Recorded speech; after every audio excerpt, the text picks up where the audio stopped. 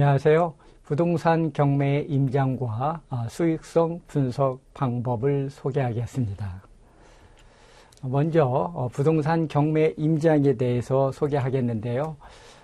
모든 부동산 경매 물건의 공통적인 현장 조사 요령을 물건의 현황과 입지 분석으로 나누어 소개를 해드리겠습니다. 먼저 물건의 현황 관련해서 토지 부분은 면적이라든가 도로 조건, 경사도, 토지의 형상, 지목이라든가 공시지가, 토지 이용계획 확인원 등 공법상의 제한사항을 확인할 필요가 있고요. 건물 관련해서는 준공 일자라든가 연면적, 용도, 구조, 건폐율, 용적률, 층수, 주차 시설 등이 주요 확인사항이 되겠습니다. 입지 분석에서는 지역을 분석하거나 주변 환경이라든가 근린 상가일 때는 상권 분석, 그리고 교통, 그리고 도로, 진입로 도로의, 그리고 유동 인구라든가 주변의 최유효 이용 여부, 그리고 향후, 발전 가능성 등이 우리가 임장 시 주요 확인해야 될 체크 포인트가 되겠습니다. 슬라이드에서 보시고 있는 물건은 고양시 덕양구 고양동에 있는 임야 경매 물건인데요. 유치권이 신고된 물건이라고 하는데 실제 유치권자는 만날 수 없고 유치권자의 점유 대신 호박이 점유하고 있는 현장이 되겠습니다. 그럼 구체적으로 종목별 분석 요령에 대해서 알아보도록 하겠습니다. 먼저 주거용 부동산의 가장 대표적인 종목이자 일반인들이 가장 선호하는 종목인 아파트에 대해서 알아보면 아파트는 가장 중요한 부분이 시세 조사가 되겠습니다. 이때 중개사무소는 적어도 2곳 이상을 방문하는 것이 좋습니다. 왜 그러냐면 한 곳의 방문을 통해서 가격 조사 시 그 한 곳의 가격이 정확한 시세가 아닌 개인적인 선호, 호불호에 따른 가격으로서 비정상적인 가격을 조사할 수가 있기 때문에 이때는 복수로, 크로스로 체크할 필요가 있는데요.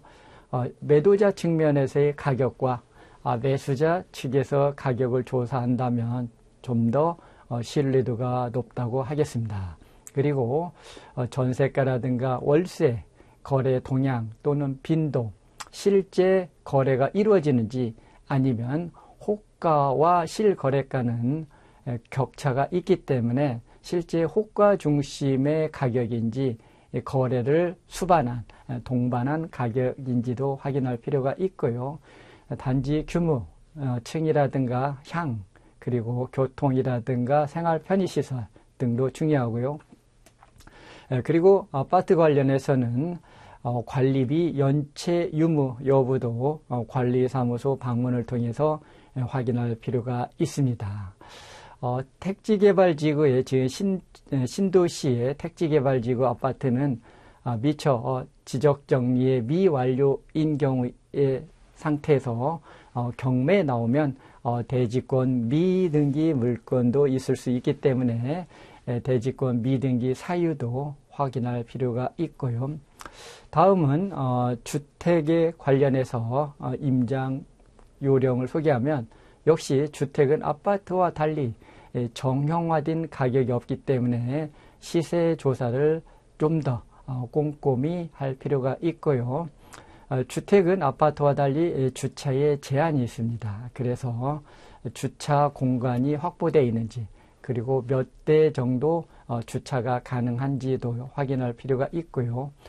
도로 조건은 최소 4m 이상, 6m 이상이면 더더욱 좋고요. 향은 실제 거주하는 입장에서는 남향이 좋으나 재건축 시에는 일조권 등을 고려했을 때는 오히려 북쪽의 도로를 접하는 주택이 더 유리할 수도 있고요.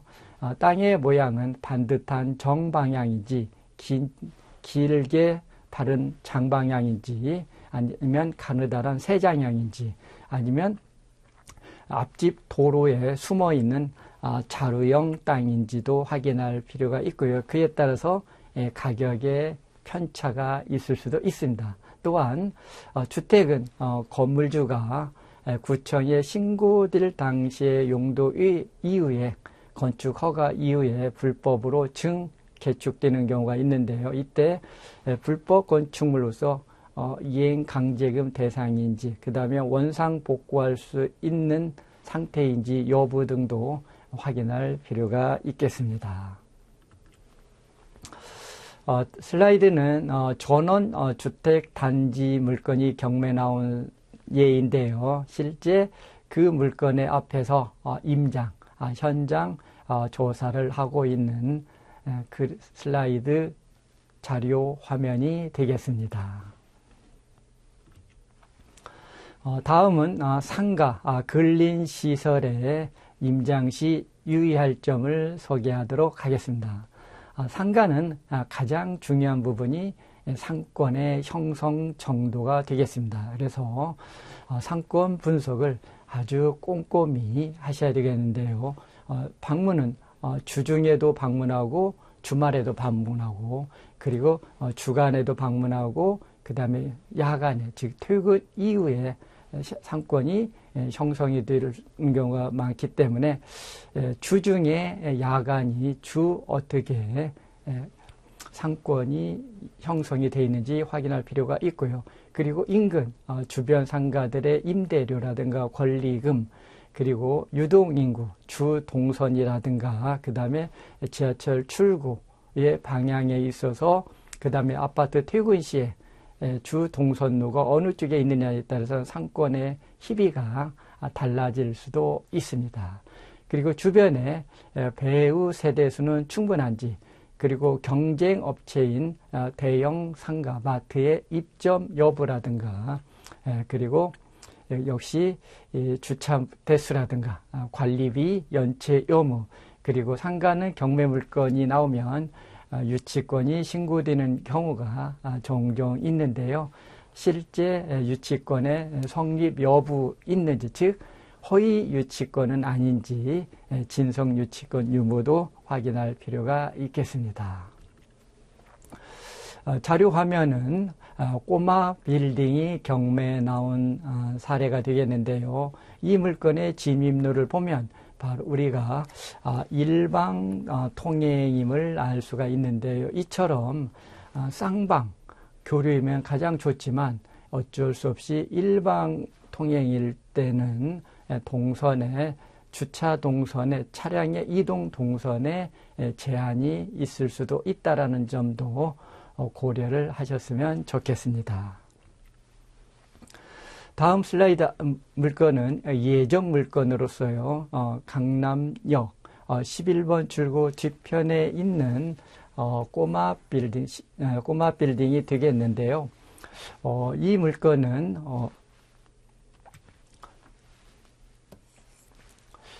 지난 2024년 6월에 경매 개시 결정이 된 물건으로서 아마 실제 법원에 매각길이 공고되는 시점은 내년 2, 4분기 이후 2025년 2, 4분기 이후로 예상을 해보는데요. 이 물건의 감정가는 약 120억대의 물건이 되는데요. 준공된 지는 2020년도로 가장 최근에 지은 신축 물건에 해당이 됩니다. 1층과 2층은 장사를 하고 있는데요. 3층, 4층, 5층은 현재 공실 상태입니다. 이런 연유인지 두 곳의 회사에서 각각 유치권 행사를 하고 있는데요. 한 곳에서는 창호, 그리고 또 한 곳에는 미장 등의 이유로 약 10억 원이 좀 넘는 11억 원에 좀 못 미치는 금액에 대해서 유치권 행사 중임을 우리가 알 수 있는데요. 이처럼 유치권 행사 중인 포스터가 있는 물건의 임장 시에는 유치권 주장자들은 반드시 인적사항, 즉 누가 그리고 전화번호 등을 공개를 하고요. 진성유치권자들은 실제 현장에서 사실상의 지배를 하고 있기 때문에 현장 임장 시 이분들과 인터뷰 통해서 유치권의 성립 여부를 확인할 필요가 있고요. 만약에 유치권자가 실제 현장을 사실상의 점유를 하지 않고 포스터만 부착을 해놨다. 그러면 포스터상의 전화번호를 통해서 유치권자와 인터뷰를 통해서 우리가 간접적으로 진위 여부를 판단하는데 큰 도움을 받을 수도 있습니다.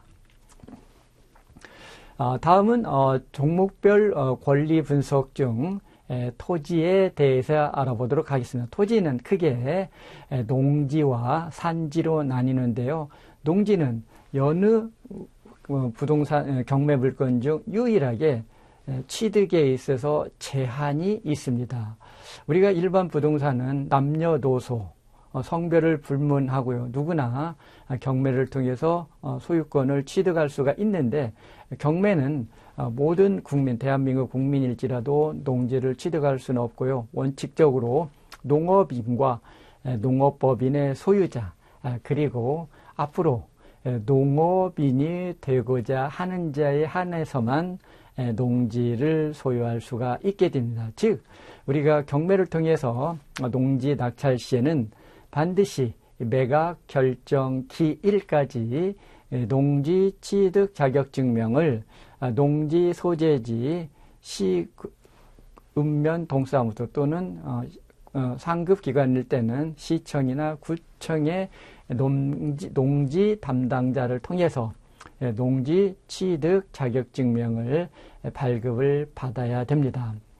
대부분의 농지, 즉 지목도 농지이고 현황도 농지인 경우에는 우리가 경매를 통해서 농지 취득 자격증명을 발급받는데 큰 어려움이 없습니다. 그런데 지목과 현황이 불일치하는 경우, 예를 들어 지목은 논밭, 과수원 등 농지인데 현황은 공장이라든가 또는 식당 등 이런 용도로 불법으로 전용이 됐을 때 이런 경우에는 농지증 발급에 제한이 있을 수 있습니다. 즉 지자체에 따라서는 농지증 발급을 반려하는 경우도 있고요. 또 어느 지자체는 원상복구 조건으로 농지증을 발급하는 경우도 있고 아예 농지증 발급이 거절되는 경우도 있을 수 있기 때문에 이처럼 농지가 불법으로 전용, 특히 농지상의 분묘가 존재하거나 아니면 농가주택이 있는데 이 농가주택에 나이 지긋한 어른들이 거주하고 있는 경우에는 반드시 입찰에 참여하기 전에 농지 소재지 담당자로부터 농지증 발급상의 애로사항 여부, 실제 원활하게 발급이 가능한지 반드시 확인 후 입찰에 참여를 하셔야 되겠습니다. 다음 농지 관련해서 우리가 유념해야 될 부분은 바로 도로 부분이 되겠습니다. 즉 지적도상 맹지이냐 아니면 지적도상 도로에 접하냐 아니면 비록 지적도상 맹지이지만 현황상으로 인접 토지, 이웃 토지를 통해서 도로가 확보되어 있냐에 따라서는 가격이 편차가 있기 때문에 꼭 임장 시 도로의 접근, 도로의 개설 여부 등을 확인하고요. 그리고 땅의 모양이라든가 고저차 등도 확인할 필요가 있습니다.